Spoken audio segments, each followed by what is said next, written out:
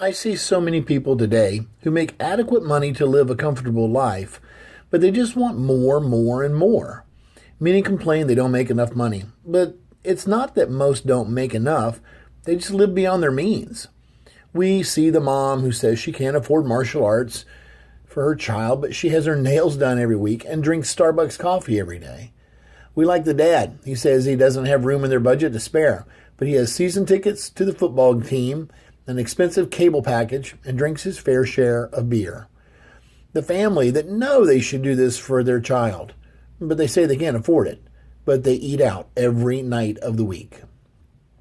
We see things we want and we spend money we don't have to get those things. Meanwhile, things we need get pushed aside. There is an ancient quote, "Desire is the root of all suffering." Imagine if you didn't desire the newest cell phone, the new car, the computer system, the gaming console, the expensive vacation, the spa days, the sporting events, the beer or tobacco. Imagine being happy with what you have and spending only on the necessities. The best show on cable would be the sunset, or the rainstorm, or the kids playing in the yard. The video games can be replaced with playing board games or cards with your friends, your kids, and family. Eating out would become a rare and special thing, and you could become a great cook, eating healthier and together with your family. Whenever I meet someone who I know is living beyond their means, I think of this story, recently reposted by an acquaintance of mine. This is the story of the Mexican Fisherman by Heinrich Boll. An American businessman was standing at the pier of a small coastal Mexican village when a small boat with just one fisherman docked. Inside the small boat were several large yellowfin tuna. The American complimented the Mexican fisherman on the quality of his catch. "How long did it take you to catch them?" the American asked. "Only a little while," the Mexican replied. "Why didn't you stay out longer and catch more fish?" the American then asked. "Oh, I have enough to support my family's immediate needs," the Mexican said.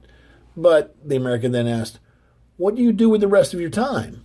The Mexican fisherman said, "I sleep late, fish a little, play with my children, take a siesta with my wife Maria, stroll into the village each evening where I sip wine and play guitar with my amigos. I have a full and busy life, senor." The American scoffed. "I have a Harvard MBA, and I could help you. You could spend more time fishing, and with the proceeds, you could buy a bigger boat. And with the proceeds from the bigger boat, you could buy several boats. Eventually, you could have a fleet of fishing boats. Instead of selling your catch to a middleman, you would sell directly to the consumers, eventually opening your own can factory. You can control the product, processing, and distribution. You would need to leave the small coastal village and move to Mexico City, and then LA, and eventually New York City, where you will run your expanding enterprise."